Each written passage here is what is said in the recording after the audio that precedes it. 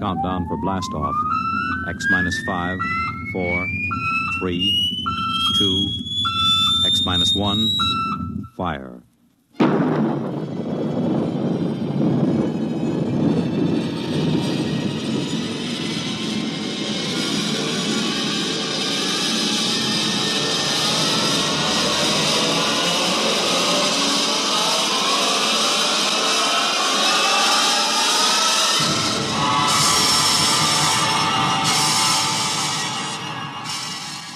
From the far horizons of the unknown come transcribed tales of new dimensions in time and space. These are stories of the future, adventures in which you'll live in a million could-be years on 1,000 maybe worlds. The National Broadcasting Company, in cooperation with Street and Smith, publishers of astounding science fiction, presents X minus 1.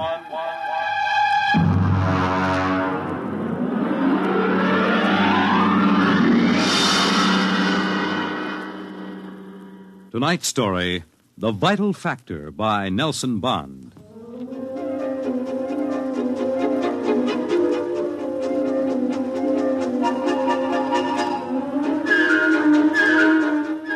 I doubt that anywhere on Earth there's a man or woman or a child who doesn't know the name Wayne Crowder. I doubt whether there's a human being who hasn't at one time or another used one of the Crowder products. The can opener or the razor blade or the patented tooth powder dispenser or the Crowder improved slideless fastener. In the magazines which write about men of business, Crowder was described as a man of ice and stone and ink and steel. No warmth to his blood. And a heart to pump, not feel human emotion. And he built a battery of buttons into his desk so that when he wanted something, all he ever had to do was press a button. And like genies springing out of the bottle, the proper personnel would come running. Yes, Mr. Crowder. Get me my engineers. Yes, sir. Right away, Mr. Crowder.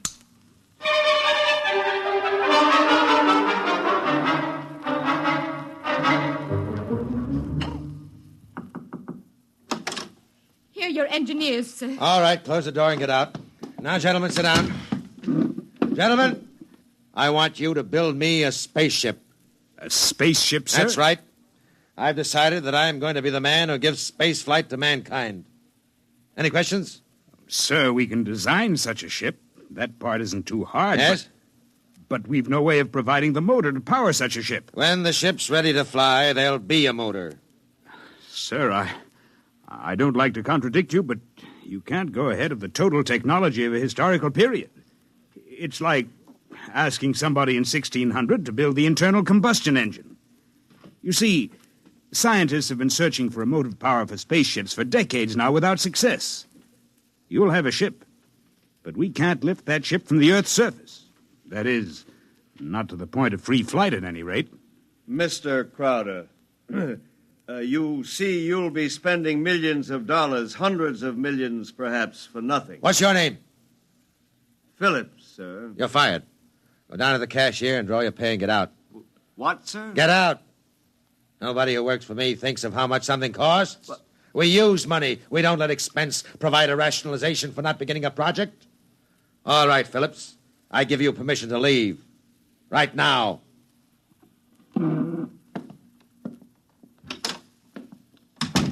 Any other comments? The ship will be built, of course, Mr. Crowder. The fact still remains, we can't power it. You design the ship, I'll find the motor for you. Where, sir? I don't know. But somewhere in the world there's a man who does know the secret. I want that motor, and I'll root out the man who has the theory which will let us build it. How quickly do you want this done, sir? Yesterday. Yes, sir. Is there anything you need? We'll need a construction yard, sir, and certain machinery and a great many materials, of course. Labor force. Get them. Send me the bills. I don't want to be bothered with minor details. Yes, sir. And, one more thing, sir. Phillips. Yes? We need him, sir. He's a top man on electronics. He's a vital cog in our team. I don't want Phillips working for me. That's clear, I hope. Who else in the country knows what he does? No one in this country, sir. There's a man in India, though. Get him. We've tried before, Mr. Crowder. He's working on an important project in his country. I'm not concerned with details. Get that man, pay him what he wants, but get him. Sir, you don't understand. If this man quits his job, that whole project will collapse. It means the welfare of many people, millions of people in his country. He has a high sense of patriotism. Buy that sense of patriotism. That's all. I don't want to see any of you again until you have a report of work in progress. Yes, sir.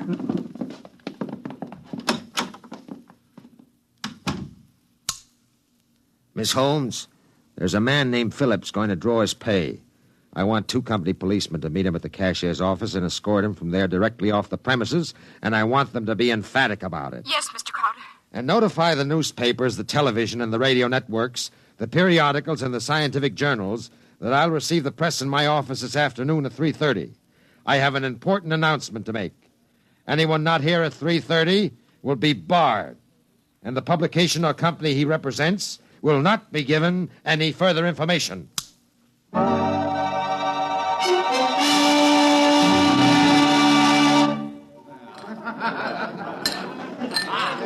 Gentlemen, you can finish your drinks later.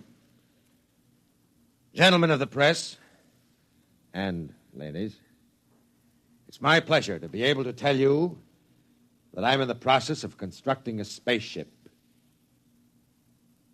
Any questions? Did you say spaceship? That's right. That's what I thought you said. I knew the drinks weren't that strong. Mr. Crowder, is this spaceship under construction now? It is. You solved the problem of motive force, then? No, sir. Well, what sort of... You mean you have no means of propulsion for this spaceship? That problem is not solved as yet. Oh! It will be! That's why I called you in this afternoon. I want you to announce that I have $100,000 in cash, waiting for the man or woman who first brings me the basic idea for such a motor. I'll supply all equipment for research and construction, and I'll see that the rights of the inventor are protected and more than adequate royalties will be paid him or her. That's all I have to say now. Mr. Crowder, one more question, please. Yes? Do you have a name for this spaceship yet? No, not yet. Well, then let me suggest one. Yes?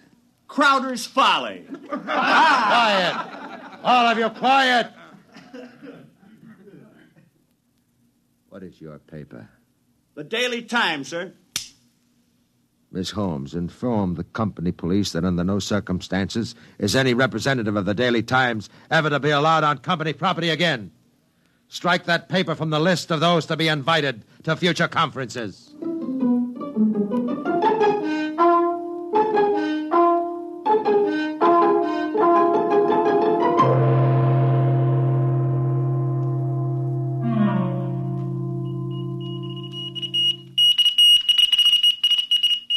It was Crowder's Folly, but the word of what he wanted circulated to the far corners of the globe. It was known in the white ice block huts of the Eskimos and in the grass-thatched villages of Central Africa, as well as places less remote. And the Crowder office became the Mecca and the heaven for the lunatic fringe of humanity. Their blueprints and scale models clogged its corridors. I told you I don't want these people in my office till they're screened. Now get out, get out! Every time I open that door, they surge in like a tidal wave. I have a progress report for you, sir. The ship is finished as far as we can go, Mr. Crowder. Certain additional construction can't be done now because it depends on the shape and mass of the engine, on the type of fuel, on the weight of that fuel. I see, all right. Lay off everybody we don't need. I've ordered that. Mr. Crowder, is it possible that no one will turn up with a motor? That's the one thing that's not possible. He will come. Money and determination will buy anything. Close the door on your way out. Yes, sir.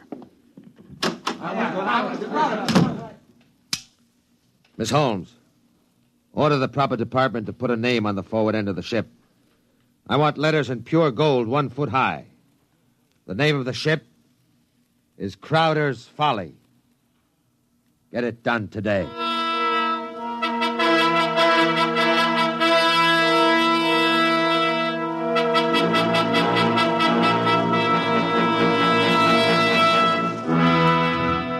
The sun came up in the morning, and the sun set at night, glinting rose on the silver sheen of the hollow ship's skin as it lay in the yard.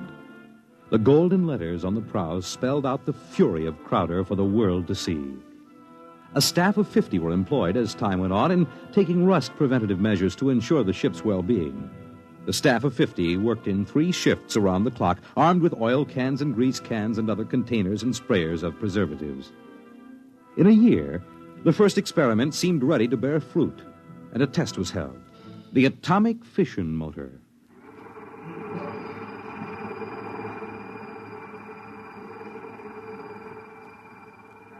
In exactly 45 seconds now, we'll hold the test, Mr. Crowder.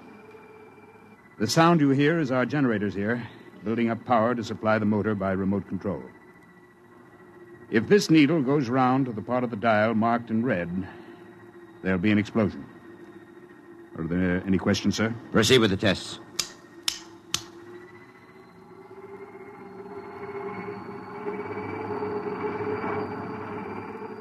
Watch the needle, sir. 8,000, 8,500, 9,000, 10, 11, 12, 15. That's an overload now, sir. 18, 20. I don't know how much more it can... What happened? Your generator blew out. What kind of incompetency? I beg your pardon, sir. The motor blew up. What are you talking about? I would have heard.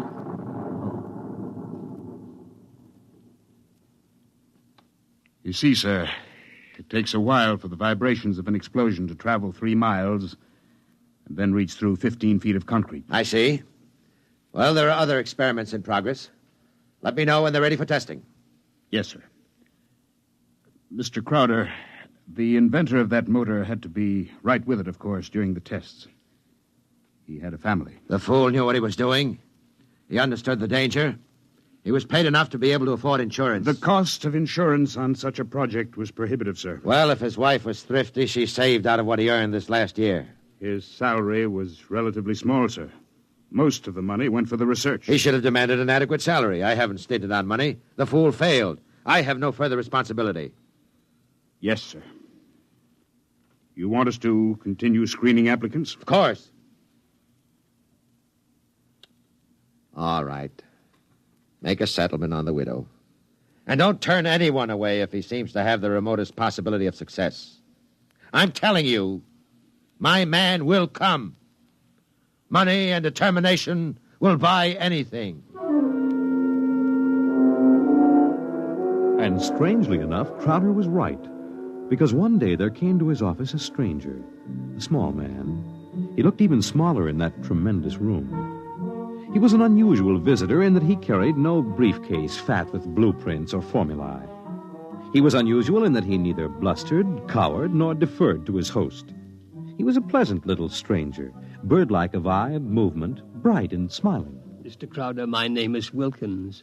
I can power that ship you want. So? Of course, what I have in mind won't be anything like that meaningless, huge bullet your engineers built for you. Rockets are a foolish waste of time, sir. My motor requires a different sort of vessel. Where are your plans? Right here in my head. It so happens that I'm presently supporting half a dozen people who make the same claims. None of them have been successful. What makes you think your idea will work? Simple enough, sir. The common magnet. Huh? Electromagnetism. Utilization of the force of gravity, or its opposite in this case, counter-gravity. Oh, no. Oh, thank you very much. Now, if you'll forgive me now... Just one moment, Mr. Crowder. There's one thing more. This. Now, I've seen pieces of metal before, thank you. How high from your desk would you say that I'm holding it? I'm very sorry, Mr. Wilkins. Now, do you want to leave or do you want to be escorted out? Now, this will only take a second, sir. How high from your desk would you say that I'm holding this piece of metal? 1.5 feet, I'd say. And if I let go, then in less than a second, a fraction of a second, it should fall to your desk. Now, look, I don't want the surface of that desk marred. What will it be? You see, I have let go of the metal, is that right? Good Lord. Many seconds ago, it should have crashed to the desk, am I right? Well, this is incredible. Well, if you want to speak to me anymore, I'll be right outside. But it hasn't fallen. That's right, sir. It hasn't fallen. It floats in the air. That's right, sir. It floats in the air. How do you do it? Why don't you call your engineers and ask them? I'll wait outside. Miss Holmes, Get me my engineers. Immediately.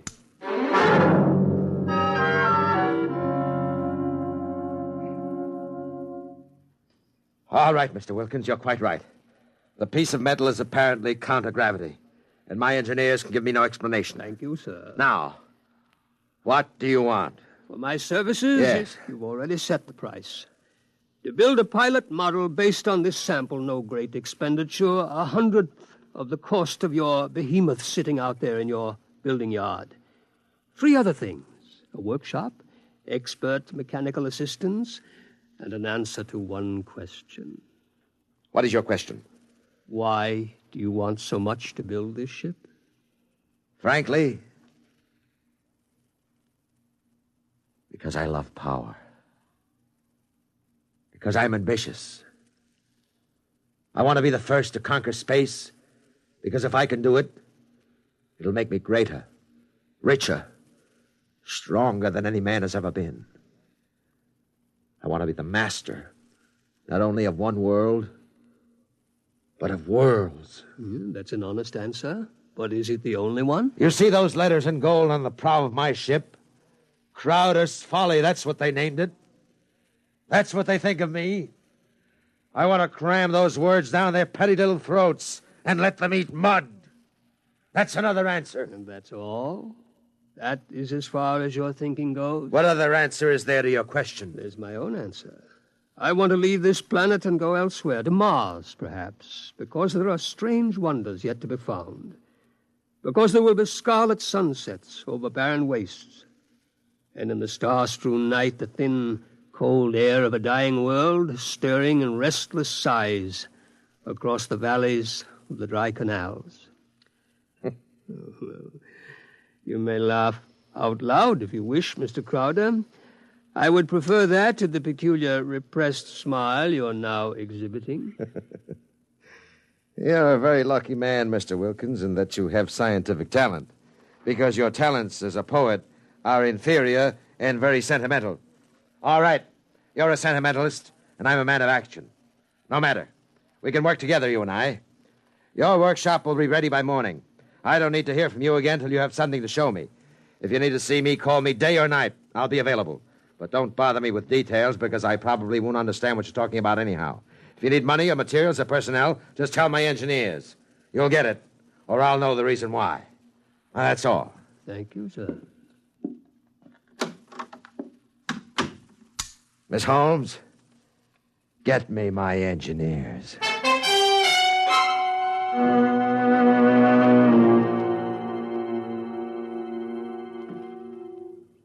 Yes, Mr. Crowder? We have 50 men working on preserving that useless hulk out there in the construction yards. Lay them off. The ship will deteriorate if we do that, sir. Let it rot. Lay them off. Yes, sir. How many other employees are still working for us on the project? About 3,000, sir, including the people working on experimental motors. Get rid of them. Sir? Get rid of them. Mr. Crowder, I never thought you'd drop this project. You were so adamant I'm not dropping anything but deadwood. You saw what Wilkins had to offer. He's my man. And the rest is junk and nonsense. Mr. Crowder, he might fail. We ought to have a minimum of protection against... I say he won't fail. I know the goods when I see it. The rest is nonsense. Several of the experimenters were making much greater progress than I thought was possible. There are great opportunities there. I'm not interested. Not only in the field of spaceships, sir. One man has a motor no bigger than a football, which will drive an automobile 24 hours on 4 cents worth of fuel. It's almost finished, sir. Not interested. It will be of great benefit to mankind, sir. Your name will go down... My name will go down in history for this spaceship. The profits in such a motor, sir. I have more money now than I even know how to count. And when I make my space flight, I'll have more than that. Yes, sir. You just lay everybody off that isn't needed. Give them 2 weeks' pay and my thanks for a thankless job well done. And that's all. Yes, sir. I'll get it done, sir. Oh, one more thing. There's no need to let the folly rot. Dismantle it. Sell the basic materials we don't need. Salvage whatever will be useful to us. That's all. A year's work. Yes. In 10 years or 20 years, then I do the same thing. That's why you're an engineer and I'm an executive. That's why you work for me. Because when I have to, I can be ruthless with my own mistakes. When a thing has lost its usefulness to me, I get rid of it. Well? I was just thinking, Mr. Crowder, what would happen to me if my usefulness to you were over? I've worked for you 20 years now. Just don't give me any occasion to consider your usefulness terminated.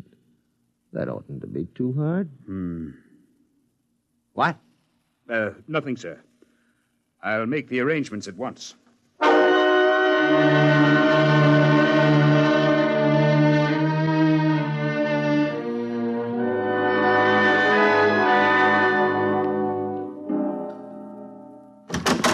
Who are you? What do you want? I tried to stop him, sir. Well, speak up, man. My name is Jarvis Ustuli. I'm an electronics expert. Oh, yes, I remember. You're the Indian. Come in. But do you want me, sir? I can never... Never mind, Miss Holmes. Just stay outside. Close the door behind you. Sit down, Miss Ustuli. Thank you, no. I want to give you a gift before I leave. Oh? You leaving? I thought we still needed you. I resigned. Sorry to hear that. I'm told you're a good man. I want you to understand what's behind this gift. Huh? I was working on a power project in my country which would have meant a tremendous rise in the standard of living for millions of my people. I was unable to resist the money you offered. Well, had you resisted, even more money would have been forthcoming. I placed no limit on your worth to me. I understand. But you see, I did not come without a sense of guilt, because there was no one in my country who could take my place. I would assume that. And now I discover that what I did was for nothing. The spaceship on which I worked is being dismantled. That's right. So I have been corrupted by you at a whim. I think you have too much power, sir. I think you use your power for evil, selfish purposes. Selfish, yes. Evil, no. Only sentimentality is evil. I think otherwise. And so, in order that you shall not corrupt anyone else, I have this gift for you. Here you are, sir. And just one more shot for good measure to make sure you're really dead.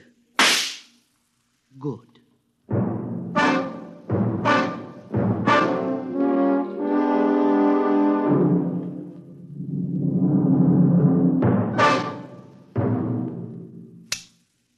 Miss Holmes, there's a man on his way out by the name of Jarvis Ustuli, an engineer. He's not to be molested. He probably won't stop at the cashier, so I want a check for 6 months' salary in advance mailed to his home address. The man showed a certain quality of ruthlessness which is deserving of recognition. Oh, and have the chief of the company police bring me a new bulletproof vest. This one seems to have been dented in a couple of places.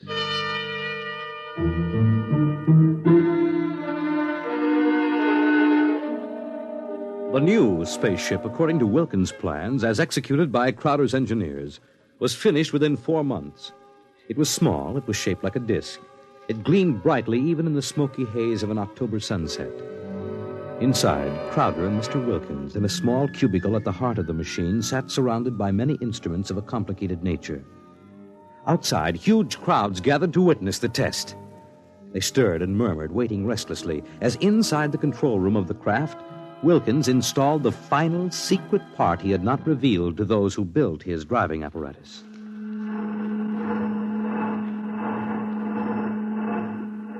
Well, Wilkins, what's holding us up? Nothing new? Oh, sentiment, perhaps? A wish to look once more on Earth's familiar scenes? Yeah. Now the screening is removed. Look at the people out there. Never mind looking out there. Let's leave that thing closed. You're a sentimental fool. Or are you afraid? Or did you decide at the last minute that your invention would work? It will work. Sit down, Mr. Crowder. Thank you. Do me a favor. When I press this button, will you please press the button on the arm of the chair in which you're seated? I'll tell you when. Turn on your motor. I want to hear its roar and feel its tug as we cut loose from Earth's gravity and fly outward into space. That might be a moment in which I'd share your sentimentality. Press your button now, sir. Thank you. Yeah. Wilkins, I'm beginning to distrust you.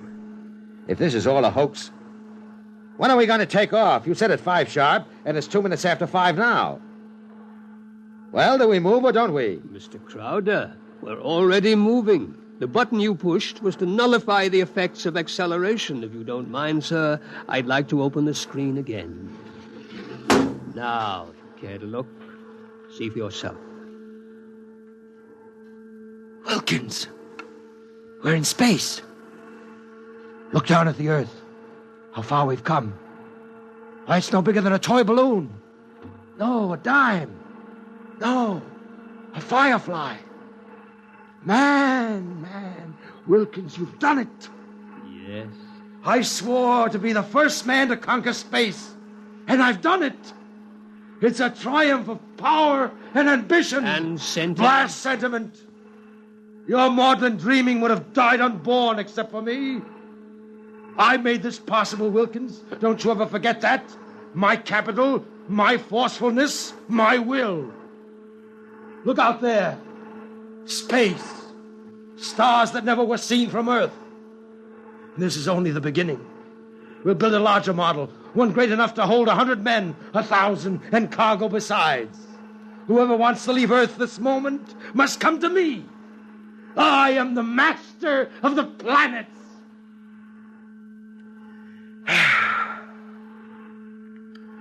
All right, Wilkins. Turn back now. No. Huh?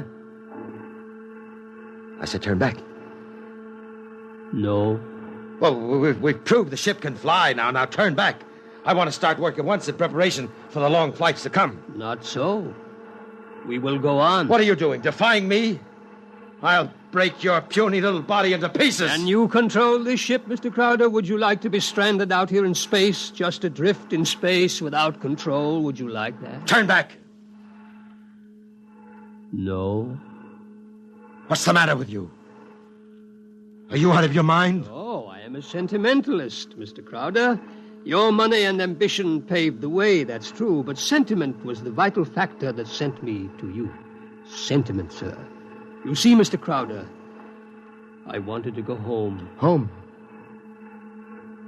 Home? You are out of your mind. You will forgive me if I remove these primitive clothes? Who are you? Oh, it's all right, Mr. Crowder. I hold no special malice toward you. There's no need to be so terrified because you've had your first close look at a Martian.